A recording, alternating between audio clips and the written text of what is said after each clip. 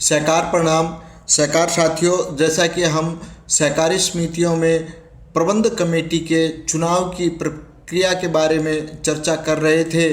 आज के वीडियो में हम हरियाणा सहकारी समितियां अधिनियम की धारा 28 जो कि प्रबंधक कमेटी के चुनाव के बारे में जानकारी देता है के बारे में चर्चा करेंगे। वीडियो को ज़्यादा से ज़्यादा सहकार साथियों तक पहुंचाने के लिए शेयर करें, लाइक करें तथा चैनल को सब्सक्राइब ज़रूर करें। अधिनियम की धारा 28 जो कि समितियों के चुनाव व कार्यकाल के बारे में जानकारी देती है का भाग 1 हमें बताता है कि सहकारी समिति के सदस्यों का चुनाव निर्धारित तरीके से किया जाएगा तथा कोई भी व्यक्ति तब तक निर्वाचित नहीं होगा जब तक कि वह समिति का सदस्य ना हो, बशर्ते कि अनुसूचित जाति यानी कि शेड्यूल कास्ट से संबंधित कम से कम एक सदस्य और दो महिला सदस्यों यानी कि 2 वुमेन मेंबर को भी सहकारी समिति की प्रत्येक समिति में निर्धारित तरीके से चुनाव के माध्यम से प्रतिनिधित्व यानी कि रिप्रेजेंटेशन किया जाएगा। आगे बशर्ते कि पिछड़ा वर्ग से संबंधित यानी कि अदर बैकवर्ड क्लासेज या बैकवर्ड क्लासेज से संबंधित कम से कम एक सदस्य को भी समिति में चुनाव के माध्यम से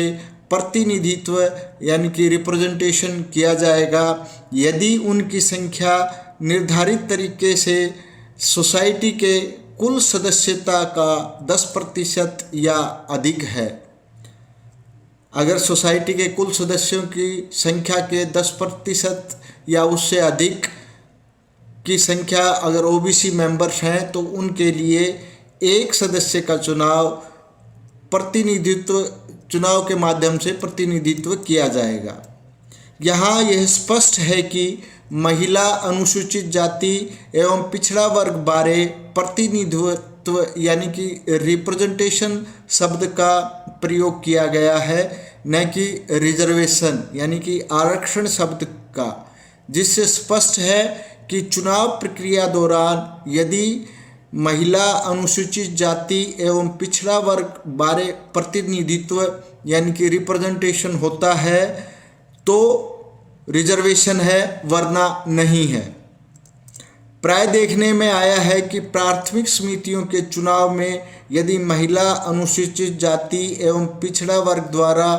प्रतिनिधित्व यानी कि रिप्रेजेंटेशन प्राप्त न होने की दशा में उनकी जगह खाली छोड़ दी जाती है यानी कि रिक्त रख दी जाती हैं, जो कि सही नहीं है। समिति द्वारा अपने बायलॉज में निर्धारित संख्या के समिति प्रबंधक कमेटी सदस्यों का चुनाव करना चाहिए। अगर उक्त श्रेणियों में रिप्रेजेंटेशन या प्रतिनिधित्व नहीं आता है तो उक्त स्थानों को खाली रखने की बजाय सामान्य श्रेणी के सदस्यों से चुनाव किया जाना उचित होता है। यहाँ एक बात और स्पष्ट करना चाहेंगे कि जैसा कि हरियाणा सहकारी समितियाँ अधिनियम 1984 की धारा 20 में कहा गया है कि every member of A cooperative society shall have 1 vote in affair of the society, तो यहाँ पर स्पष्ट है कि प्रबंधक कमेटी में प्रत्येक सदस्य का चुनाव एक अफेयर यानी कि एक मामला है, तो समिति के सदस्य को उतने ही वोट अपनी रुचि अनुसार देने का अधिकार होगा। यानी कि अगर उदाहरण के तौर पर किसी प्रबंधक कमेटी में 5 सदस्य चुने जाने हैं तो प्रत्येक सदस्य को अपनी रुचि के अनुसार 5 सदस्यों के बारे में वोट देने का अधिकार होगा। अधिनियम की धारा 28 का भाग 1A हमें कहता है कि राज्य सरकार अधिसूचना द्वारा एक निर्धारित सहकारी समिति के सभी चुनावों के संचालन और मतदाता सूची की तैयारी के अधीक्षण, निर्देशन और नियंत्रण के लिए एक चुनाव प्राधिकरण का गठन कर सकती है, यानी कि इलेक्शन अथॉरिटी का गठन कर सकती है, बशर्ते कि जब तक ऐसा प्राधिकरण गठित नहीं होता है तब तक ऐसी सोसाइटी का चुनाव रजिस्ट्रार या ऐसी सोसाइटी की मौजूदा समिति, जैसा भी मामला हो, द्वारा कराया जाएगा। अधिनियम की धारा 28 का भाग 2 हमें बताता है कि चुनाव प्रक्रिया एक बार शुरू होने के बाद स्थगित नहीं की जाएगी और चुनाव से संबंधित विवाद यदि कोई हो पर इस अधिनियम के प्रावधानों के अनुसार चुनाव प्रक्रिया होने के बाद विचार किया जाएगा। यानी कि यहाँ पर यह कहा गया है कि एक बार जब चुनाव प्रक्रिया शुरू हो चुकी है तो उसे रोका नहीं जा सकता। अगर चुनाव से संबंधित कोई विवाद है तो वो अधिनियम के प्रावधानों अनुसार चुनाव की प्रक्रिया होने के उपरांत विचारणीय होगा। यहाँ एक बात और स्पष्ट की गई है कि चुनाव प्रक्रिया की तारीख तय करने वाले चुनाव प्राधिकारी यानी कि रिटर्निंग ऑफिसर या इलेक्शन अथॉरिटी के आदेश की तारीख से शुरू हुई मानी जाएगी। यानी कि जिस तारीख को इलेक्शन अथॉरिटी या रिटर्निंग ऑफिसर चुनाव प्रक्रिया की तारीख तय कर देंगे, उसी तारीख से, उसी आदेश से चुनाव की तारीख शुरू हुई मानी जाएगी, चुनाव की प्रक्रिया शुरू हुई मानी जाएगी। सेक्शन 28 का भाग 3, प्रत्येक सोसाइटी की समिति अपनी समिति के कार्यकाल की समाप्ति से पहले अपने उपनियमों अनुसार एक समिति के चुनाव की व्यवस्था करेगी। ऐसा न करने पर रजिस्ट्रार एक अवधि के भीतर ऐसे चुनाव कराने की व्यवस्था करेगा। समिति का कार्यकाल समाप्त होने के 90 दिन बाद समिति की कीमत पर यानी कि समिति के खर्चे पर और निवर्तमान यानी कि पुरानी मैनेजमेंट कमेटी के निर्वाचित सदस्यों को तिथि से 5 वर्ष की अवधि के लिए किसी भी सहकारी समिति के चुनाव लड़ने से वंचित किया जा सकता है। यानी कि 5 साल के लिए या कोई भी अवधि जो रजिस्ट्रार निर्धारित करे, उस अवधि के लिए अगर निवर्तमान समिति सदस्य अपने कार्यकाल के दौरान चुनाव करवाने में सक्षम नहीं होती है तो ऐसी दशा में उन सदस्यों को, उन प्रबंधक कमेटी सदस्यों को 5 वर्ष या ऐसी अवधि जो रजिस्ट्रार निर्धारित करे के लिए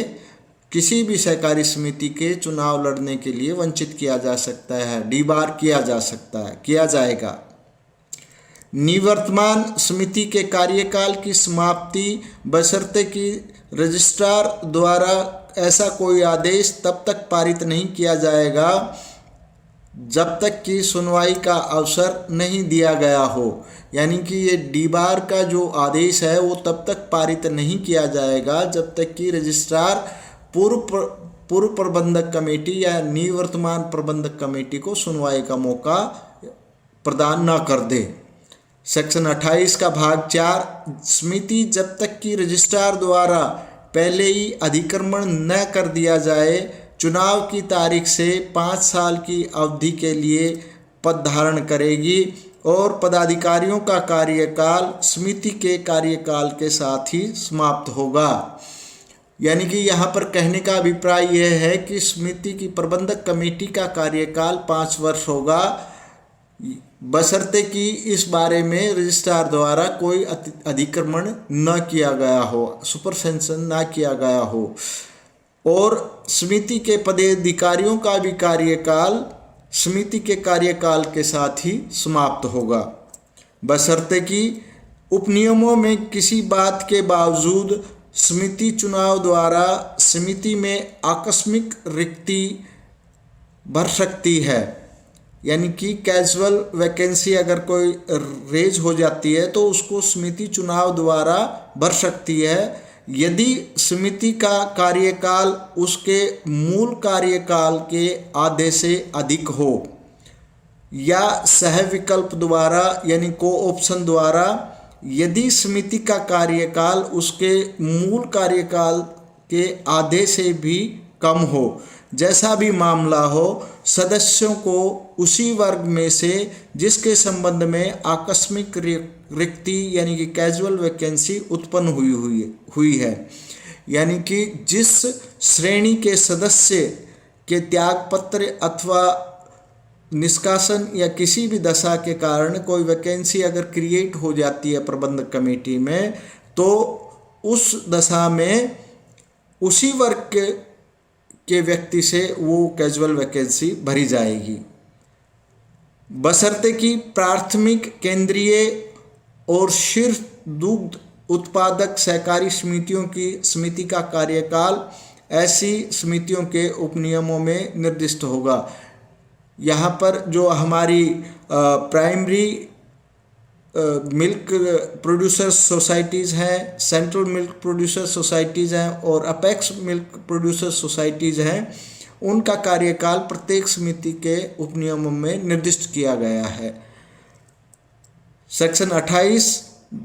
का भाग 5 सहकारी चीनी मिलों के उपनियमों में किसी बात के बावजूद जो सदस्य मिलों के कर्मचारी हैं वे समिति के सदस्यों के चुनाव के उद्देश्य से